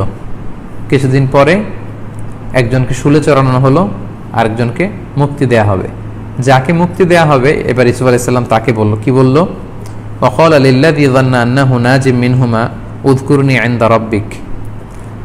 যে মুক্তি পেয়ে যাচ্ছে, বিদায় নেওয়ার সময় ইউসুফ আলাইহিস সালাম বলল, তুমি রাজার কাছে যে বলো ইউসুফ নামে আমি একজন এরকম জেলখানায় বন্দী আছি, আমার পুরো ব্যাপারটা রাজার কাছে তুমি বলবে। এবং সে বলল, ঠিক আছে, আমি যেহেতু মুক্তি পাচ্ছি আমি রাজার কাছে যেয়ে আপনার কথা বলবো। কিন্তু ফানসাহু শায়তান যিকরা রাব্বিহি, সে জেলখানা থেকে মুক্তি পেয়ে রাজার কাছে যে ইউসুফ আলাইহিস সালামের কথা পৌঁছাবে এটা বলতে সে ভুলে গেল। কোরআন বলছে যে শয়তান তাকে ভুলিয়ে দিল। ফালাবিসা ফিস সিজনি বিদআ সিনিন, ফলে ইউসুফ আলাইহিস সালামকে আরো অনেক বছর, আরো কিছু বছর জেলখানায় কাটাতে হলো। কত বছর উনি জেলখানায় ছিলেন সুস্পষ্ট কোনো বর্ণনা আমাদের কাছে নেই। কোনো কোনো মুফাসসির বলেছেন 10 বছর, কেউ বলেছেন 12 বছর, কেউ বলেছেন 14 বছর। তাহলে ইউসুফ আলাইহিস সালামের কারাবরণের কারাবাসের ডিউরেশন আরো বেড়ে গেল, যেহেতু সে যে রাজার কাছে বলতে পারলো না। আরেকটা স্লট গেল ওনার যৌবনের। এবার আমরা শুনবো যে রাজা একটা স্বপ্ন দেখেছিল, মিশরের তৎকালীন রাজা, যখন ইউসুফ আলাইহিস সালাম জেলখানার ভেতরে বন্দী। রাজা কি স্বপ্ন দেখেছিল আমরা সেটা এবার শুনবো। وقال الملك إني أرى 7 بقرات سمان يأكلهن 7 عجاف و7 سنبلات خضر وأخرى يابسات। ঠিক ওই সময়টাতে হঠাৎ মিশরের রাজা একটা অবাক স্বপ্ন দেখলো। স্বপ্নটা কি, তিনি স্বপ্নে দেখলেন 7টা মোটা তাজা গরু, খুবই শক্তিশালী মোটা তাজা গরু, যাদেরকে 7টা চিকন জীর্ণশীর্ণ গরু এসে গিলে খেয়ে ফেলছে। নীল নদের ভেতর থেকে উঠে চিকন জীর্ণশীর্ণ 7টা গরু, 7টা মোটা গরুকে গিলে খেয়ে ফেলছে, এটা দেখলো স্বপ্নে। আবার স্বপ্নে তিনি দেখেছেন 7টা সবুজ গমের শীষ, আবার কিছুক্ষণ পরে দেখলেন 7টা শুকনো গমের শীষ। তাহলে এইগুলো হচ্ছে স্বপ্নের এলিমেন্টস। তিনি দেখলেন যে 7টা চিকন দুর্বল গরু 7টা মোটা গরুকে খেয়ে ফেলছে। আবার দেখলেন 7টা গমের সবুজ শীষ, আবার 7টা জীর্ণশীর্ণ শীষ। দেখে তিনি অদ্ভুত স্বপ্ন দেখে ঘুম থেকে উঠলেন। উঠে রাজ্যের গণ্যমান্য সবাইকে ডেকে বললেন, ইয়া আইয়ুহাল মালাউ আফতুনি ফি রুইয়া ইন কুনতুম লিরুইয়া তাহবুরুন। তোমরা স্বপ্নের ব্যাখ্যা আমাকে শোনাও, যদি তোমরা সত্যি স্বপ্নের ব্যাখ্যা করতে পারো। মালা মানে হচ্ছে সভাসদ বর্গ, অর্থাৎ ওনার সেনাপতি উজিন নাজির, কাহানাতুল মাআবাদ, পাদ্রীরা সবাইকে ডেকে বলল আমি এরকম স্বপ্ন দেখেছি, এর ব্যাখ্যা কি? কিন্তু কেউ এই স্বপ্নের ব্যাখ্যা দিতে পারলো না। তিনি তাদেরকে সময় দিলেন, সময়ের পর সময় যাচ্ছে কিন্তু ব্যাখ্যা দিতে পারছে না। তারা কি বলল? ক্বালু আদগাসু আহলাম, তারা বললো এটা অলীক স্বপ্ন, অর্থহীন স্বপ্ন, দুঃস্বপ্ন, আপনার এটার কোনো অর্থ নাই। ওমা নাহনু বিতাআবিলিল আহলামি বিআলিমিন, আর আমরা স্বপ্নের ব্যাখ্যা করতে পারি কিন্তু যেটা দুঃস্বপ্ন সেটার ব্যাখ্যা আমরা করতে পারি না। পুরো মিশর জুড়ে রাজার এই স্বপ্ন নিয়ে কথাবার্তা শুরু হলো। কেউ এই স্বপ্নের ব্যাখ্যা করতে পারে না, কেউ পারে না। ঠিক ওই মুহূর্তে ইউসুফ আলাইহিস সালামের জেলখানার সাথী যে মুক্তি পেয়ে রাজার শরাব পানের দায়িত্বে এসেছিল, হঠাৎ করে অনেক বছর পর তার মাথায় ওই কথাটা ফিরে আসলো, হায় রে, ইউসুফ না আমাকে বলেছিল যে তার কথা যেন আমি রাজার কাছে এসে বলি। তখন সে যে রাজাকে বলল যে ইউসুফ নামে একজন লোক আছে জেলখানায়, আপনার জেলখানায় বন্দী, সে এই স্বপ্নের ব্যাখ্যা করতে পারবে। আমরা যখন জেলে ছিলাম আমি স্বপ্ন দেখেছিলাম, আমার স্বপ্নের ব্যাখ্যা করেছে, সেটা ফলেছে। আরেকজন স্বপ্ন দেখেছে, তারও স্বপ্নের ব্যাখ্যা হুবহু ফলেছে। সো পুরা মিশরে কেউ যদি এর ব্যাখ্যা করতে নাও পারে, এই ইউসুফ পারবে। রাজা তো শুনে অবাক, তাই নাকি? কে এই ইউসুফ যে স্বপ্নের ব্যাপারে এত পারদর্শী? রাজা বললেন যাও নিয়ে আসো একে। ওয়াকালাল্লাযী নাজা মিনহুমা ওয়াদ্দাকারা বা'দা উম্মাহ, অনেকদিন পরে ওই ছেলের স্মরণ হলো এবং সে বলল আনা উনাব্বিউকুম বিতা'বিলিহি ফারসিলুন, আমাকে পাঠান, আমি এই স্বপ্নের ব্যাখ্যা ইউসুফ থেকে জেনে এসে আপনাকে শোনাবো। রাজা তাকে পাঠালেন। সে জেলখানায় যেয়ে বলল ইউসুফ আইয়ুহা সিদ্দিক, হে সত্যবাদী ইউসুফ, তুমি স্বপ্নের ব্যাখ্যা করে দাও। ইউসুফ আলাইহিস সালাম বললেন কি স্বপ্ন? তখন সে পুরোটা বলতে আরম্ভ করলো, আফতিনা ফি সাব'i বাকারাতিন সিমানিন ইয়াকুলুহুন্না সাব'উন ইজাফ ওয়া সাব'i সুম্বুলাতিন খুদরিন ওয়া উখরা ইয়াবিসাত, যে 7টা দুর্বল গরু 7টা সবল গরুকে গিলে খেয়ে ফেলেছে, আর 7টা সবুজ গমের শীষ আর 7টা শুকনো গমের শীষ। আমাদের মিশরের রাজা এই স্বপ্ন দেখেছেন, এর মানে কি? এটার ইন্টারপ্রিটেশন কি? এটার ব্যাখ্যা কি? বলো। তখন লাআল্লি আরজিউ ইলান নাসি লাআল্লাহুম ইয়ালামুন, আমি এটা নিয়ে লোকদেরকে বললে তারা বুঝতে পারবে যে আসলে তুমি স্বপ্নের ব্যাখ্যা সুন্দর করতে পারো এবং এটাই স্বপ্নের ব্যাখ্যা। তখন ইউসুফ আলাইহিস সালাম আল্লাহ তাআলার প্রদত্ত সেই জ্ঞানের আলোকে রাজার এই স্বপ্নের ব্যাখ্যা করে দিলেন। কি বললেন তিনি? ইউসুফ আলাইহিস সালাম বেসিক্যালি বললেন যে আমি ভয়াবহ একটা দুর্ভিক্ষের আশঙ্কা করছি মিশরে। এই স্বপ্নের মূল কথা হচ্ছে মিশরে একটা ভয়াবহ দুর্ভিক্ষের পূর্বাভাস আমি তোমাদেরকে দিচ্ছি। কি করতে হবে সেটা শোনো। তিনি বললেন ক্বালা তাজরাউনা সাবআ সিনিনা দাআবা, আগামী 7 বছর তোমরা লাগাতার চাষাবাদ করবে। ফামা হাসাদতুম ফাযারুহু ফি সুম্বুলি, এই চাষ ঘরে উঠানোর সময় যা নিয়ে আসবে শীষের মধ্যেই শীষ সহ ফসল রেখে দিবে যাতে না পচে, পোকা না ধরে। ইল্লা কলিলাম মিম্মা তাকুলুন, যতটুকু লাগে অল্প খাবে। এই 7 বছরের পরে সুম্মা ইয়াতি মিন বাদি যালিকা সাবউন শিদাদ, এরপরে 7 বছর আসবে প্রচন্ড খরা, দুর্ভিক্ষের 7টা বছর আসবে। ইয়াকুলনা মা কদ্দামতুম লাহুন্না, তখন লোকেরা যেগুলো জমা রেখেছিল সেটা খাবে। ওয়া কলিলাম মিম্মা তুহসিনুন, আর অল্পই তোমরা জমাবে। সুম্মা ইয়াতি মিন বাদি যালিকা আমুন, তাহলে 7 7 14 বছরের ঘটনা গেল। 15তম বছরে এমন একটা সময় আসবে আমুন ফিহি গাফুন নাস, তখন প্রচন্ড মুষলধারে বৃষ্টি হবে গোটা মিশর জুড়ে। বৃষ্টির পানিতে সয়লাভ হয়ে তোমাদের জমিগুলো উর্বর হয়ে উঠবে, ফসল হবে, সবুজ শ্যামলে ভরপুর হয়ে যাবে, আঙ্গুর হবে, আঙ্গুরের রস দিয়ে তোমরা শরাব বানাবে। তারপর জাইতুনের ভেতরে টসটসে রস দিয়ে তোমরা তেল বানাবে। তোমাদের ছাগল, ভেড়া, গাভী, উটগুলো ওলান ভর্তি হয়ে দুধ দিবে। মানে পুরো মিশরব্যাপী অফিহি ইয়াসিরুন, তারা সিক্ত হয়ে যাবে এবং এই বরকত তারা পাবে। এই কথা শুনে সে তো অবাক। তাহলে কি ব্যাখ্যা ছিল? যে 7 বছর চাষ করবে, জমিয়ে রাখবে, এরপরে 7 বছর দুর্ভিক্ষ হবে, তখন তোমরা জমানোটা খাবে, আর শেষের 7 7 14 বছরের পরে 15তম বছরে বিশাল বৃষ্টিপাত হবে, প্রচুর বৃষ্টিপাতে তোমরা বারাকা পাবে। ওয়াকাল আল মালিক উতুনি বিহ, এবার সে যখন যে রাজার কাছে এই স্বপ্নের ব্যাখ্যা শোনালো, রাজা তো শুনে অবাক যে তাই তো, আসলেই তো আমার স্বপ্নের সাথে ব্যাখ্যাটা খুবই সামঞ্জস্যপূর্ণ এবং এটা মিশরে যে একটা দুর্ভিক্ষ আসছে এটার একটা আগাম পূর্বাভাস। রাজা শুনে খুব খুশি হলেন। তিনি ভাবলেন তার ব্যাখ্যা যদি সত্যিই হয় তাহলে আমরা এখন থেকেই প্রিকশন নিতে পারবো, আমরা কিভাবে এটার ব্যবস্থাপনা করা যায় সেটার একটা ম্যানেজমেন্ট তৈরি করতে পারবো, ফলে আমরা দুর্ভিক্ষের কারণে খুব বেশি বিপদে পড়বো না। আমাদের রাষ্ট্রের এই বিরাট সংকট মুহূর্তে যে আমাদেরকে এত বড় তথ্য দিয়ে সহায়তা করলো, তাকে নিয়ে আসো আমার কাছে, আমি তাকে দেখতে চাই। এবার রাজার বার্তাবাহক জেলখানায় চলে গেল। ফালাম্মা জাআহুর রাসূলু, রাসূল যে বলল, রাজা আপনাকে ডেকে পাঠিয়েছেন, আপনাকে আর জেলখানায় থাকা লাগবে না। ইউসুফ আলাইহিস সালাম বললেন, না, go back to your Lord, go back to the king of Egypt, যাও রাজার কাছে যাও, যে বলো ফাসআলহু মা বালুন নিসওয়াতিল্লাতি ক্বাত্তা'না আইদিয়াহুন, আমাকে যে মিথ্যা অপবাদ দিয়ে জেলখানায় ঢুকানো হয়েছে, এটার ফায়সালা না হওয়া পর্যন্ত, এটার সেটেলমেন্ট না হওয়া পর্যন্ত আমি জেলখানা থেকে বের হব না। মিশরের রমণীরা এবং বিশেষ করে গভর্নরের স্ত্রী আমাকে কুপ্রস্তাব দিয়েছিল, প্ররোচনা করেছিল, আমি এটা প্রত্যাখ্যান করার কারণে আজকে আমাকে এই কারাবরণ করতে হয়েছে। সো তোমরা মিশরের সেই নারীদের ঘটনাটা কি এবং এই ইস্যু যদি সেটেল না করো, আমি অপবাদ আমার কাঁধে রেখে আমি জেলখানা থেকে বের হতে চাই না। আগে এই অপবাদের, মিথ্যা অপবাদ যেটা দিয়ে আমাকে কারাবরণ করানো হয়েছে, জোর করে জেলখানায় দেওয়া হয়েছে, এটার বিচার, এটার যথাযথ বিচারের পরে তারপরে আমাকে যখন বেকসুর খালাস দেওয়া হবে, নিষ্পাপ নির্দোষ বলে আমি আদালতে প্রমাণিত হব, তখনই আমি বেরোবো।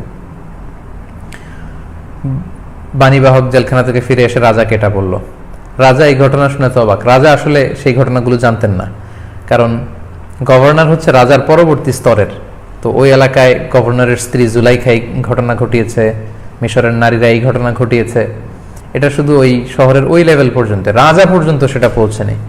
তখন রাজা বললেন, তাই নাকি, এমন কি ঘটনা ঘটেছিল, তখন ডাকো সবাইকে, সবার জবানবন্দি নিতে হবে। বিশাল তিনি বিচারের ফয়সালার ব্যবস্থা করলেন এবং সবাইকে ডেকে পাঠালেন।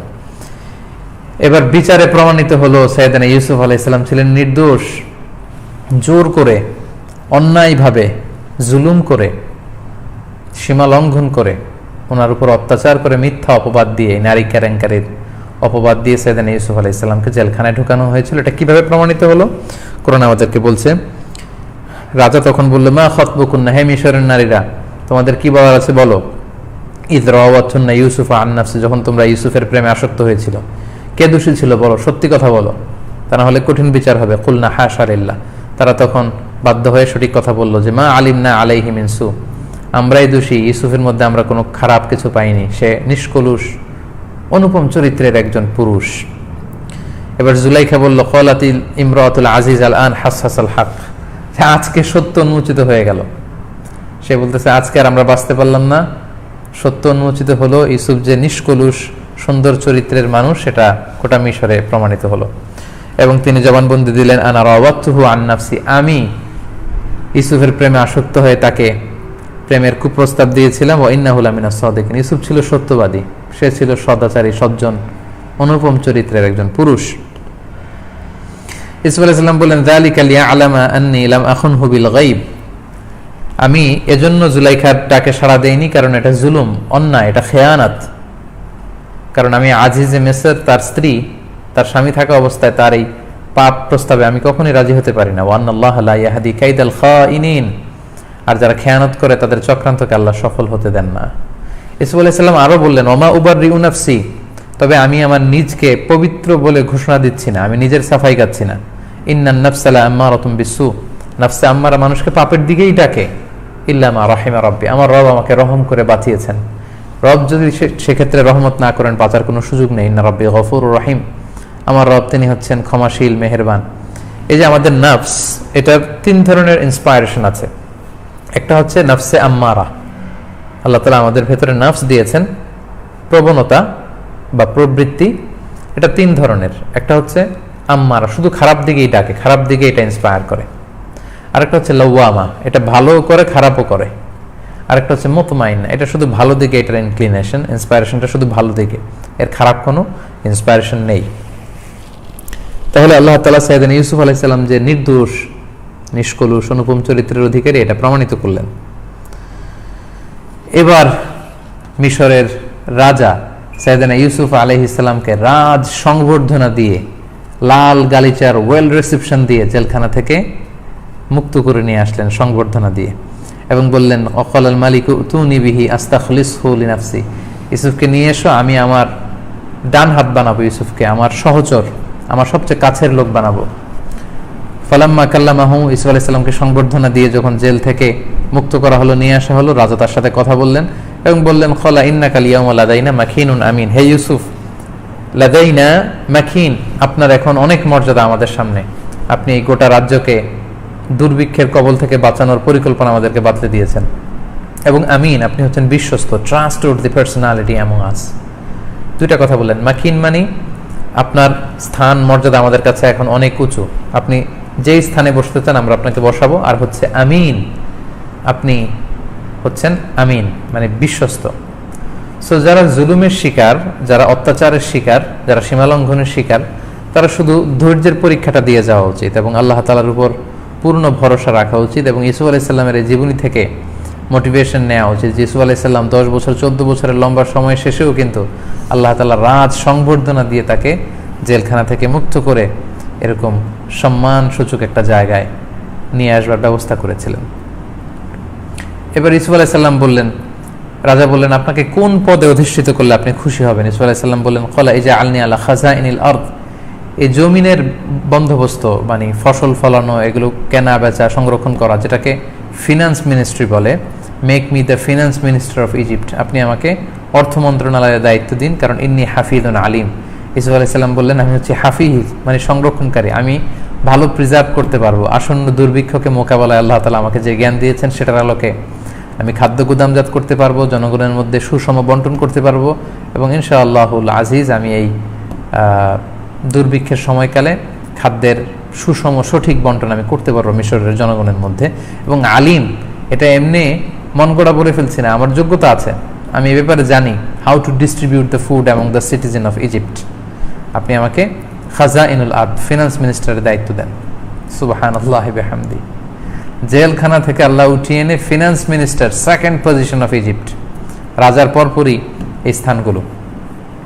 এবং অনেক তাফসীরে এসেছে রাজা শুধু নামে মাত্রেই একটা সম্মানসূচক পদে ছিলেন, পুরো মিশরের সব ব্যবস্থাপনা ইউসুফ আলাইহিস সালামের হাতে আল্লাহ তাআলা তুলে দিলেন। আল্লাহ বলেন, ওয়াকাযালিকা মাক্কান্না লিইউসুফা ফিল আরদ, এভাবেই আমি ইউসুফকে জমিনে সেটেল করেছি, প্রতিষ্ঠিত করেছি। ভাইয়েরা হত্যার ষড়যন্ত্র করে কুয়ায় ফেলেছে, কুয়া থেকে তুলে আমি রাজপ্রাসাদে, সেখানে তিনি পরীক্ষার সম্মুখীন হয়েছেন, পরীক্ষায় উত্তীর্ণ হয়ে জেলখানায় গিয়েছেন, সেখানে পরীক্ষায় উত্তীর্ণ হয়েছেন। এবার পূর্ণ পরীক্ষা শেষে আমি ইউসুফ আলাইহিস সালামকে সম্মানের সর্বোচ্চ চেয়ারটা দিয়েছি, মিশরের ফিনান্স মিনিস্ট্রিতে আমি ইউসুফ আলাইহিস সালামকে বসিয়েছি। এভাবেই আমি ইউসুফকে পৃথিবীতে প্রতিষ্ঠিত করলাম। প্রিয় ভাইরা, আমাদের জন্য অনেক মোটিভেশন আছে। আমি সর্বশেষ পর্বে আমাদের এই ফেসবুক লাইভ সিরিজের 4th পর্বে এই মোটিভেশন, এই অ্যানালাইসিস এবং রিফ্লেকশনসগুলো নিয়ে বিস্তর কথা বলবো ইনশাআল্লাহ। ইয়াতাবাওয়াউ মিনহা হাইসু ইয়াশা, এখন ইউসুফ যেখানে চায় সেখানেই থাকতে পারবে। এতদিন জেলখানার কারাগারের অন্ধকুঠরে বন্দী ছিল, এখন ইউসুফ যেখানে মনে চায় সেখানে সে মুভমেন্ট করতে পারবে, থাকতে পারবে, তার ইচ্ছে সুবিধা মতো সে কাজ করতে পারবে। নুসিবু বিরহমাতিনা মান নাশা, আমার রহমত দিয়ে এভাবেই আমি যাকে চাই তাকে বেষ্টন করি।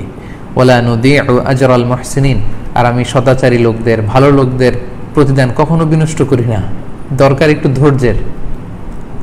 ধৈর্যের পরাকাষ্ঠা, এর নমুনাটা একটু দেখানো দরকার। আপনার আসল সফলতা, আপনার প্রতিদান ঠিকই আপনার জন্য অপেক্ষা করছে এবং আল্লাহর উপর বিশ্বাস রাখুন, ধৈর্য হারাবেন না, সেই প্রতিদান আপনার হাতেই এসে পৌঁছবে। আল্লাহ বললেন, ওয়ালা আজরুল আখিরাতি খায়রুন লিল্লাযিনা আমানু ওয়া কানু ইয়াত্তাকুন। ইউসুফকে দুনিয়াতে সম্মান দিয়েছে, এটা দুনিয়ার সম্মান, মুহসিনদের এটা হচ্ছে দুনিয়ার সম্মান, কিন্তু ওয়ালা আজরুল আখিরাতি খায়র, আখিরাতের যে প্রতিদান এটা আরো শ্রেষ্ঠ। আখিরাতে জমা রেখেছি যারা এই সদাচারী লোকজন, তাদের জন্য আখিরাতে জমা রেখেছি আরো অনেক অঢেল আমি রেখেছি যারা এই পৃথিবীতে ঈমান এনেছে এবং তাকওয়া অবলম্বন করেছে তাদের জন্য। সম্মানিত সুধী, এই হচ্ছে ইউসুফ আলাইহিস সালামের যৌবনকালে, ইউথ পিরিয়ডে যা যা ঘটেছে। আর সর্বশেষে জেলখানা থেকে বের হয়ে ওয়েল রিসিপশন এবং ফিনান্স মিনিস্ট্রিতে যে উনি অ্যাপয়েন্টেড হলেন, এটা ওনার অ্যাডাল্টহুডে চলে এসেছে। আমরা ইতিমধ্যেই বেসিকলি না বললেও অ্যাডাল্টহুড শুরু করেছি। 54 নম্বর আয়াত থেকে শুরু করে 101 নম্বর আয়াত পর্যন্ত মূলত অ্যাডাল্টহুড, আর ইউথ মূলত 22 নম্বর আয়াত থেকে 53 নম্বর আয়াত পর্যন্ত। তো ইউসুফ আলাইহিস সালাম তখন দুর্ভিক্ষকে নিয়ন্ত্রণ করতে শুরু করলেন এবং তৎকালীন সময়ের দুর্ভিক্ষটা শুধু মিশরেই ছিল না, মিশর সহ আশেপাশে সব জায়গায় প্রচন্ড খরা আর দুর্ভিক্ষ, কোনো বৃষ্টি নেই। তো এই খরা বা দুর্ভিক্ষের প্রভাব ওই যে 30 বছর আগে ইউসুফ আলাইহিস সালামকে কুয়ায় ফেলে দিয়েছিল ওই তার কানাআন এলাকার সে ভাইদের এলাকাতে প্রচন্ড খরা, তাদের খাবার নেই, তাদের ছাগলগুলো মরে যাওয়ার মতো অবস্থা, ওলানের দুধ নেই, তাদের কাছে গমের কোনো ব্যবস্থাপনা নেই যে তারা খাবে। তো তখন তারা প্ল্যান করলো, তারা শুনেছে যে মিশরে নাকি এক নতুন বাদশাহ এসেছে, নতুন অর্থমন্ত্রী এসেছে, যিনি অত্যন্ত দয়ালু, ভেরি জেনারাস, তার কাছে গেলে নাকি গম পাওয়া যাবে। তো তখন যেই ভাইয়েরা ইসুফ আলাইহিস সালামকে অত্যাচার করে কুয়ায় ফেলে দিয়েছিল, সেই ভাইয়েরা কানাআন থেকে কিভাবে মিশরে আসলো গম সংগ্রহের জন্য, এবং তখন ইসুফ আলাইহিস সালামের সাথে ইসুফ আলাইহিস সালামের সেই 10 ভাইয়ের কি কি ঘটনা ঘটেছিল সেই বিষয়ে আমরা আগামী শুক্রবারের এই লাইভ সেশনটিতে আলোচনা করব। সেখানে বিস্তারিত ওনার পূর্ণ বয়স্ক অবস্থায় অ্যাডাল্টহুডে আল্লাহ তাআলা ভাইদের সাথে কিভাবে কি ঘটেছিল, কিভাবে বাবার সাথে আবার পুরো ফ্যামিলির রিইউনিয়ন হলো, কিভাবে ইসুফ আলাইহিস সালামের মর্যাদা আল্লাহ বাড়িয়ে দিলেন, ভাইদেরকে কিভাবে ক্ষমা করলো, খুবই চমৎকার চমকপ্রদ ঘটনার মধ্য দিয়ে আমরা সূরা ইউসুফের সেই ব্যাপারগুলো আমরা শুনবো। আপনারা যারা এই দীর্ঘ সময় জুড়ে আমাদের লাইভ সেশনটিতে যুক্ত ছিলেন, আপনাদের সবাইকে আবারও শুভেচ্ছা জানাচ্ছি। দিন প্রচারের স্বার্থে আপনারা লাইভটিকে শেয়ার করে দিবেন। আমরা গত সেশনটি 9:50 শুরু করেছিলাম বাংলাদেশ সময়, আজকে আমরা 10টায় শুরু করেছি, এবং নেক্সট 2টা যে এপিসোড থাকবে সেগুলো আমরা 10টায় শুরু করব। আশা করছি আপনারা উপকৃত হচ্ছেন। আবার আপনাদের সাথে দেখা হবে আগামী শুক্রবারে ইনশাআল্লাহ আজিজ। মিজানুর রহমান আজহারি এই চ্যানেলের এই ফেসবুক পেজটিতে রিফ্লেকশনস ফ্রম সূরা ইউসুফ শিরোনামের 3য় পর্ব ইনশাআল্লাহ। সেই পর্যন্ত আল্লাহ তাআলা আপনাদের সবাইকে ভালো রাখুন, সুস্থ রাখুন, হেফাজতে রাখুন। সুবহানাকাল্লাহুম্মা ওয়া বিহামদিকা আশহাদু আল্লা ইলাহা ইল্লা আনতা আস্তাগফিরুকা ওয়া আতুবু ইলাইক।